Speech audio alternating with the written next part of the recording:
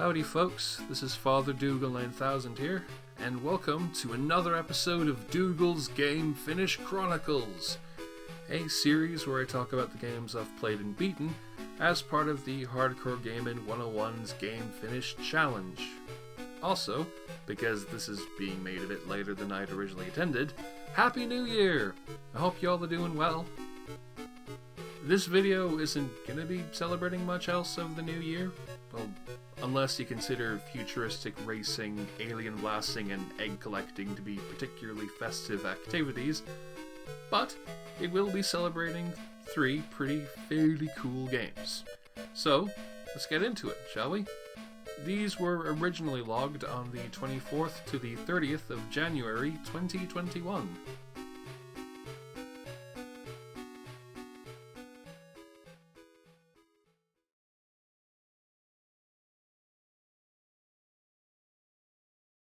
Rise! Race the Future for the Nintendo Switch. This is a racing game developed by VD Dev, a two-man studio named for its developers Fernando Velez and Guillaume Dubel, who consistently produced a series of technically impressive games for handheld consoles, such as the fully 3D versions of Asterix and Obelix XXL, and Driver 3 for the Game Boy Advance, and Cop the Recruit for the DS. Rise was originally intended as a celebration of their career and their love for racing games in particular, but it took on an extra level of significance when Fernando Velez passed away in 2016. Incidentally, there is an awesome overview of their games done by the folks at Stop Skeletons from Fighting, and I'd highly recommend giving it a look if you've never heard of these lads.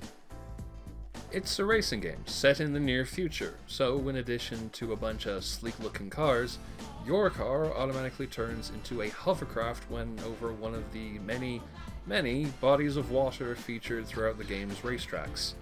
However, the handling is much looser, and you're way more likely to spin out if you're not careful, so they play a larger role in how things can turn out than it initially seems. When I originally played this, the game was still receiving updates, and these have largely added to the degree of customization on offer. You can adjust how tight or loose the handling is, reconfigure all the buttons, switch between smooth and detailed graphics if you like, and various other things that ensure that your experience is what you want it to be, which is very cool. It's quite a good racing game, but the one thing that consistently kept bugging me is how threadbare it can feel at times. Considering Velez passed away 2 years before the game's original release, I honestly have no idea how much his death impacted the game's development or how much content was planned to be included from the start. But I can't help feeling that while the game's mechanically sound, it's in the other areas where I think maybe there wasn't enough time to flesh them out, maybe? For example, there's no tutorial that helps you get acclimated to the controls. The only modes available are challenges, a championship mode, and a time attack. Heck, two-player wasn't even an option on the Switch until the then very recent update. This feeling of threadbareness to me becomes particularly obvious when it comes to the number of locales available. There's a total of 4 areas: seaside cliffs, a canyon surrounding a lake, a desert, and the snowy wasteland. To the game's credit, it cleverly designs a very big, winding racetrack with multiple routes for each area that it then chops up and rearranges into much smaller tracks, making for 8 racetracks with reversed versions available. That effectively means there are 72 racetracks to mess around in, and that's very cool. But, unfortunately, the locales soon end up feeling very repetitive after a while. Whether you're taking on the challenge or championship modes, which have you playing through every single track with no secret levels and are generally quite long to beat regardless, it starts to feel like the number of areas has been stretched pretty thin. Not helping this is how the soundtrack is used.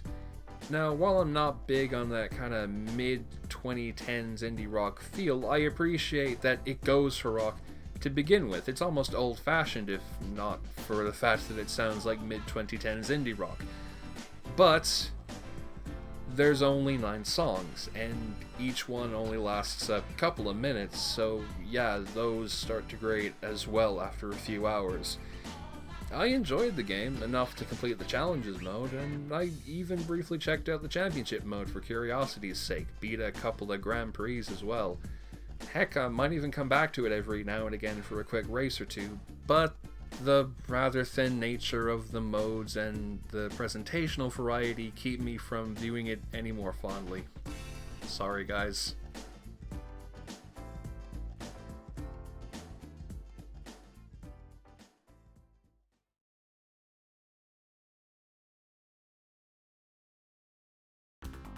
Halo Spartan Assault for the Xbox 360. I wouldn't call myself a Halo fan. I like the original N3 well enough, but I'm certainly not as big a fan as my brothers were, one of whom downloaded the spin-off all the way back in 2013. It's a top-down shooter where you play through a series of short missions blasting the Covenant, and it's a decent little game for what it is. I'm honestly surprised at how much of the main series mechanics were translated into this new genre without much difficulty, and heck, how some of them, such as only using 2 weapons and the special abilities introduced in Reach, work even better here than elsewhere due to the quick, concise nature of the overall game design. I know it's still a shooter, but I don't know, I reckon it took a good bit of work to effectively translate as many concepts as they did to work in a top-down space, all while retaining the series' default control scheme to boot. Makes it feel that much more like the main series beyond the presentation and surface detail and the fact that it's called Halo. Something that I'm rather ambivalent about is how short most of the missions are. Now, this likely comes from the game's roots as a title for mobile phones and tablets, necessitating very brief stages so the player could make some progress even if they only played it for a couple of minutes, and I appreciate that. But the majority of the levels only have 1 or 2 objectives that you complete before you move on to the next area. They're fairly basic, levels are quite small, there aren't any twists that surprise or encourage new strategies, and there aren't any bonus objectives to add something interesting to what's already there. I mean, there are special goals for each level, but they're all mad, silly things like kill 40 elites with this particular weapon that force you to replay missions constantly. It's not bad or anything, it's just not for me.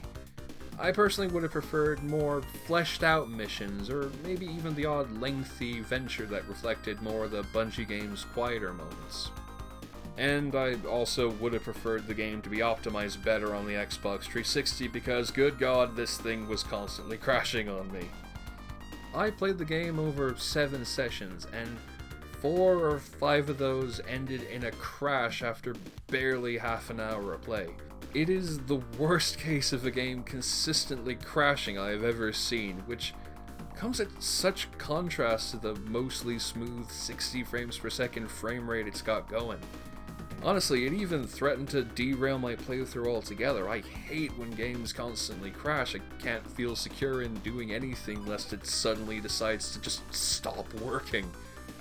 And then I just decided, oh hell to it, I'll just blast through as much as I can and see how it goes. Obviously I did beat it, but I'm not pleased about the manner in which it's occurred. It's fine for what it is, but I cannot recommend it on the Xbox 360 because of that.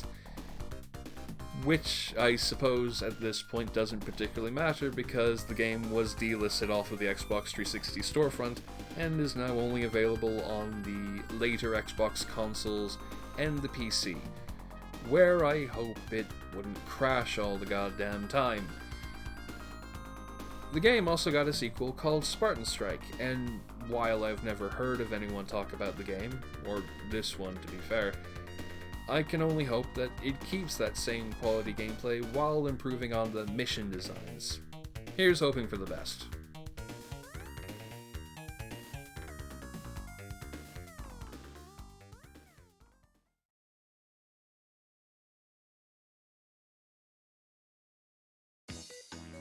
Toki Tori for the Nintendo 3DS.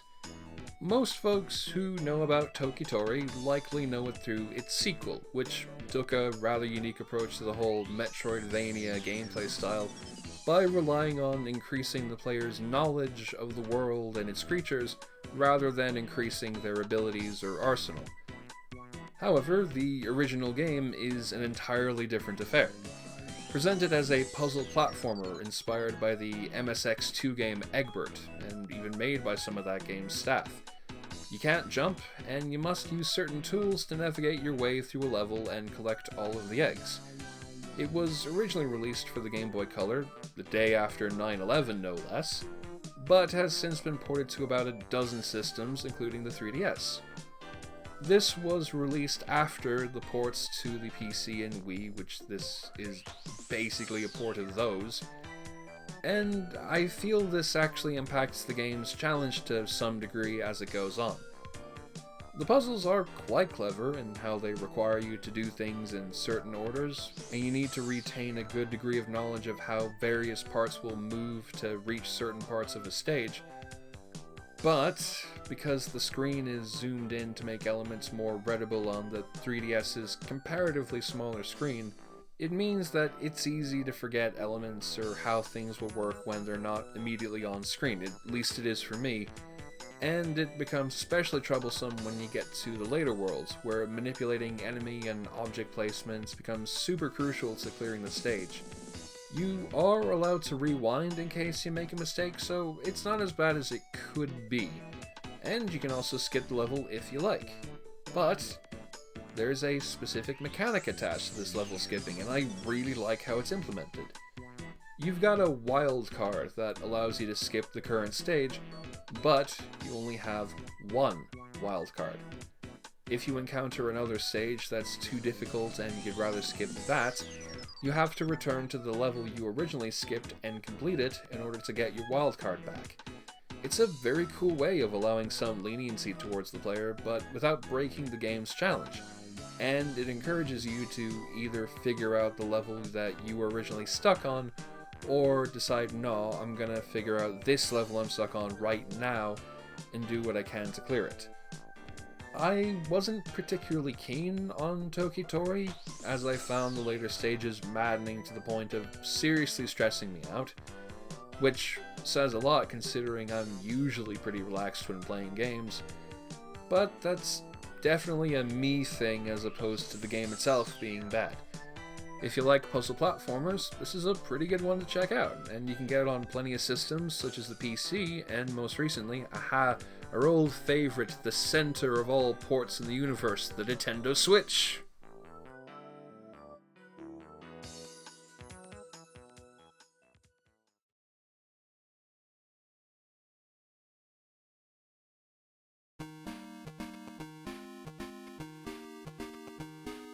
And with that, we've wrapped up another episode of the series. I hope that you enjoyed watching it, and that you'll tune in for the next video, especially because there's gonna be a little shake-up to the format. You'll just have to wait and see what it is. Thank you so much, and until we meet again, have a wonderful day.